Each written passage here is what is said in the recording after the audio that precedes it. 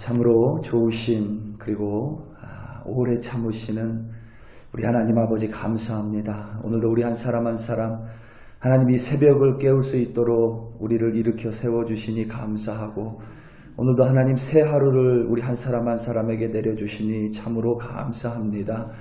하나님, 오늘이 얼마나 귀한지 깨닫고 또 오늘 하루 하나님만을 붙들고 하나님의 말씀에 순종하며 하나님, 오늘이 하나님과 함께 동행하는 거룩한 하루로 삼아 주시옵소서.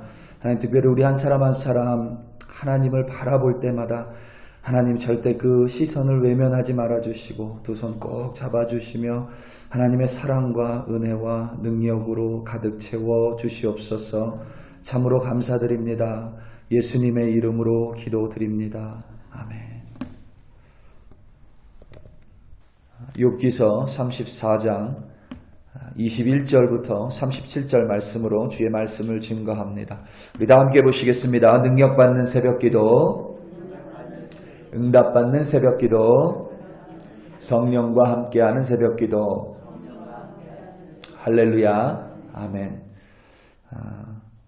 이 33절을 이해하기가 쉽지 않습니다. 이 속전이라는 단어 때문인데, 속전을 치르겠느냐를 갚으시겠느냐로 바꿔서, 그러니까 하나님께서 욥이 회개하기를 거절했다고 해서 욥의 생각대로 갚으시겠느냐로 바꾸어 이해하시면 좀 더 쉬울 것 같습니다. 그리고 36절에서 욥이 끝까지 시험 받기를 이라는 구절이 있는데, 그 또한 욥이 끝까지 시련 받기를로 바꾸어 읽으시면 좀 더 수월할 것 같습니다. 그리고 37절에 우리와 어울려 손뼉을 치며가 있는데 우리 가운데서라고 바꾸어 읽으시면 오늘 본문이 훨씬 더 이해하는 것이 용이할 것이라 생각이 됩니다. 꼭 우리말이나 번역 때문이 아니라 오늘 본문은 좀 이해하기가 어렵습니다. 엘리후의 말이 그렇습니다. 엘리후의 말이 좀 난해한데 두 가지 이유가 있습니다. 하나는 엘리후의 말이 대단히 날카롭습니다. 젊은 사람이라서 그런지 혹은 우리말 번역 때문에 그런지 아무튼 엘리후의 말이 대단히 날카롭습니다. 우리말 성경 새 번역본으로 보면 오늘 말씀에 엘리후가 욥을 지칭할 때 31절이나 33절 아니면 전체 34장에서 엘리후가 나이가 연소하기 때문에 욥을 가르쳐서 새 번역본에는 어른이라는 말을 사용합니다.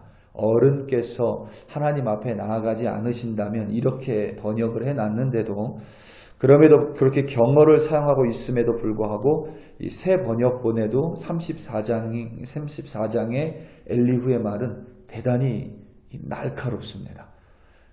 오히려 어른이라고 부르면서도 그의 말은 나이 어린 사람을 상대하는 것처럼 아주 날카롭고 존중의 어떤 그런 것들이 보이지 않습니다. 마치 칼처럼 엘리후의 말은 날카로워서 옆에 사람을 베어버립니다. 우리 여러분, 날카로운 말은 항상 사람을 다치게 합니다. 항상 여러분 기억하시기 바랍니다. 날카로운 말은 항상 사람을 다치게 합니다. 논리적인 날카로움을 이야기하는 것이 아니라 말투의 날카로움을 이야기합니다.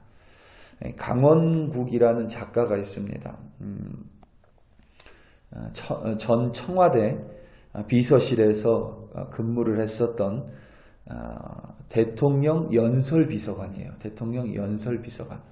그러니까 대통령이 연설을 해야 될 때면 내가 이런 의도로 연설을 하기 원한다 이렇게 말하면 이 연설비서관이 이 글을 적습니다.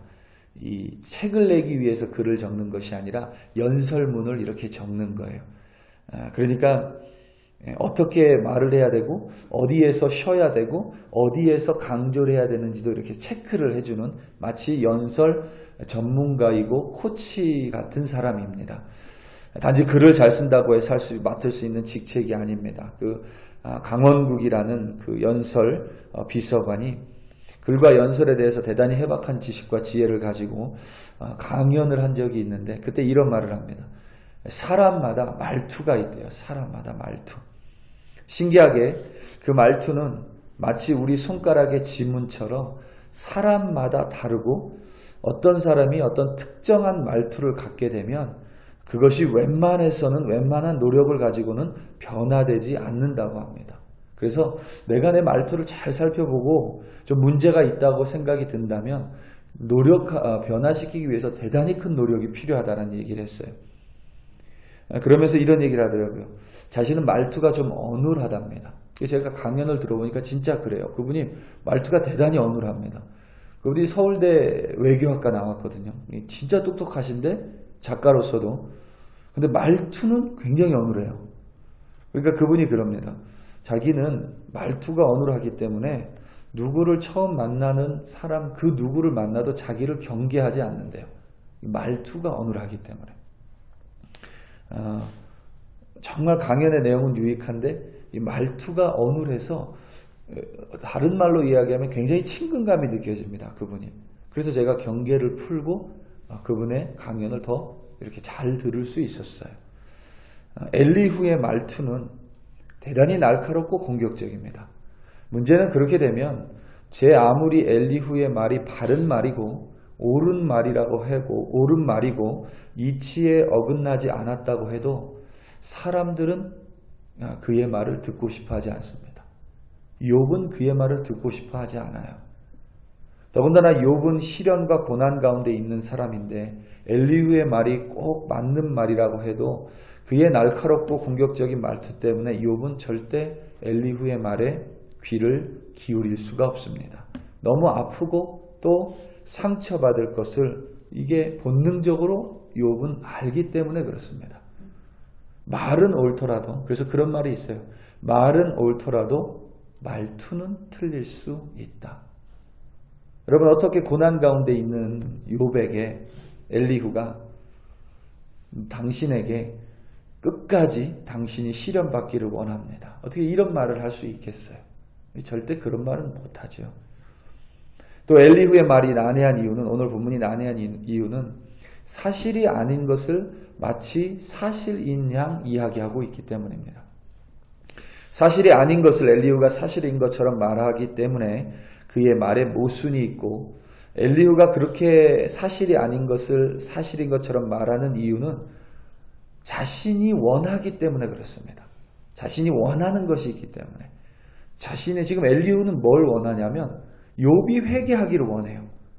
욥이 회개하기를 원한다는 그 목적을 가지고 그 목적을 달성하기 위해서 거짓인 것을 사실인 양 이야기하고 있기 때문에 우리에게 그의 말이 대단히 불편한 것입니다.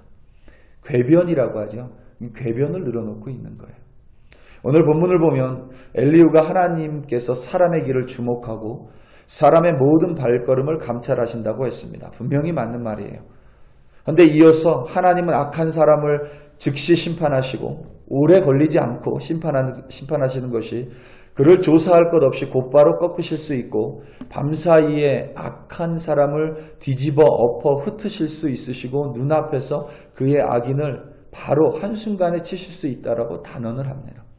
근데 여러분, 우리가 아는 하나님은 어때요?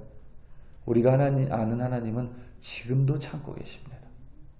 만약에 우리 하나님이 저를 향해서 참고 있지 않다면 저에게 내일은 없을 거예요. 단 한 명이라도 더 구원받기를 원하시기 때문에, 단 한 명이라도 더 회개하기 원하시기 때문에 하나님께서는 오늘 징벌을 내리실 수 있으면서도 혹시 행여나 얘가 내일 회개하고 자신의 품에 돌아오지 않을까, 그에게 하루 더 시간을 주시고 또 시간을 주시고 또 시간을 주시죠. 하나님은 오늘도 내일도 계속 구원받을 사람에게 구원을 베풀어 주십니다. 그래서 지금을 가리켜서 우리가 뭐라고 해요? 은혜의 시기라고 이야기하죠. 하나님께서 구원의 은혜의 두 손을 여전히 온 세상 모든 사람을 향해서 펼치고 있기 때문입니다. 지금만이 아니죠. 전에도 동일하셨습니다. 가장 처음 인간인 아담을 창조하셨을 때부터 하나님은 동일하셨어요. 아담과 하와가 인류가 창조된 이래 처음으로 여러분 범죄했을 때에도 하나님께서 참으셨죠. 물론 공의의 하나님이시기에 그들에게 벌을 내리실 수밖에 없었지만 그들을 지면에서 사라지게 하지 않으셨습니다. 그들에게 가죽 옷을 내려주셨고 그들이 하나님을 어떻게 만나야 되는지 피의 제사를 또 방법을 알려주셨고 죄의 문제를 해결할 수 있도록 이미 아담과 하와에게 예수 그리스도를 예언해 주셨지요. 그리고 신실하신 하나님의 성품대로 2000년 전에 예수님께서 이 땅에 오셨습니다. 그것이 다음 주일에 있는 크리스마스잖아요. 그뿐만이 아니죠. 여러분 성경을 보세요. 아브라함과 야곱을 향해 하나님이 얼마나 참으십니까? 이스라엘의 역사 속에서 다윗 왕 이후에 제대로 된 왕은 여러분 거의 없습니다. 히스기야 왕과 요시야 왕 정도? 그나마도 여러분 남유다 왕국의 왕들이죠. 북이스라엘 왕국에는 선한 왕이 없습니다. 그래도 몇백 년 동안 하나님께서는 끊임없이 선지자를 보내세요. 끊임없이 선지자를 보내셔서 이스라엘이 하나님의 품을 떠났으니 그들을 계속 돌아오라고 손짓하십니다. 그들이 돌아오시기를 하나님은 간절히 바라셨기에 선지자들을 계속 세우시고 보내셨고 그들로 하여금 끊임없이 동일한 메시지 하나님께 돌아와라, 여호와께 돌아와라, 회개하고 하나님의 품으로 돌아오라 라는 말씀을 몇백 년 동안 선포하셨습니다. 베드로전서 3장, 베드로후서 3장 9절 후반부 말씀입니다. 오직 주께서는 너희를 대하여 오래 참으사 아무도 멸망하지 아니하고 다 회개하기에 이르시기를 원하시느니라. 아멘. 여러분 이게 우리 하나님의 사랑이고 우리 하나님의 진짜 모습입니다. 우리 사랑하는 성도 여러분, 우리 하나님께서 오늘도 우리 한 사람을 향해서 오래 참으시고 또 은혜를 내려주시기에 오늘도 우리가 살아가는 줄로 믿습니다. 그렇다면 응당 우리는 오늘 내 말투 때문에 누군가 상처를 받는 것이 아니라 오늘 나의 말투와 나의 말로 인해서 누군가 격려를 받고 위로받고 다시 세워져야 할 줄로 믿습니다. 오늘도 그런 하나님 붙드시고 여러분의 말을 통해 다른 이들을 살리시는 여러분들 되시기를 예수님의 이름으로 축원합니다. 우리 다 함께 기도하시겠습니다. 우리 시간 기도할 때에 여러분 특별히 제가 원하는 것은 아니었지만 2022년도 콜로라도 스프링스 교육자 협의회 회장이 됐습니다. 제가 2022년에 그 직책을 감당해야 되는데 사실은 저는 별로 관심이 없습니다. 저는 오로지 저희 교회밖에 관심이 없는데 하나님이 또 이렇게 하셨으니 특별히 이 시간 여러분 저를 위해 좀 기도해 주시고 무엇보다 우리 콜로라도 스프링스에 있는 교회들 위하여 함께 좀 기도하기 원합니다. 아픔을 겪고 있는 교회들이 있습니다. 하나님 여러분들 기억해 주시고 또 무엇보다 교회들이 연합하여 2022년 콜로라도 스프링스에 우리들을 통하여 하나님의 나라가 좀 더 확장되게 해달라고 우리 다 함께 주여 한번 부르시고 콜로라도 스프링스의 한인교회들 위하여 합심하여 기도합니다. 주여 할렐루야 할렐루야 할렐루야. 하나님 아버지 참으로 감사합니다. 오늘도 아버지 하나님 위한 사람 한 사람 이 자리에 불러주셔 하나님의 은혜를 내려주시고 하나님 오늘 하루 살아갈 말씀을 내려주시니 참으로 감사합니다. 엘리후를 통하여 하나님 우리들을 돌아보며 하나님 그의 날카로운 말투 때문에 욥이 얼마나 상처받았을까 돌아봅니다. 하나님 나의 날카로운 말투로 인하여 오늘 누군가가 상처받지 않도록 도와주시고 하나님의 오래 참으심을 깨달음으로 말미암아 오늘도 하나님과 동행하는 우리들 될 수 있도록 하나님 붙들어 주시옵소서. 특별히 하나님 콜로라도 스프링스 한인교회들을 세워주셨습니다. 하나님 각자의 한인교회들마다 하나님의 목표를 목적으로 세워주셨으니 하나님 그들을 붙들어 세워주시기를 간절히 기도합니다. 우리 목회자들을 주님 붙들어 주사 하나님 참된 양식을 전하는 목회자들을 세워주시고 목양하는데 부족함 없도록 하나님 붙들어 주시옵소서. 모든 교회들이 하나님 내부적으로 연합할 뿐만 아니라 외부적으로 손을 잡고 코로나 스프링스에 하나님 나라의 복음의 확장을 위하여 달려가는 2022년 될 수 있도록 주님께서 능력으로 붙들어 주시옵소서. 할렐루야 할렐루야 할렐루야. 하나님 아버지 참으로 감사합니다. 주여 감사합니다.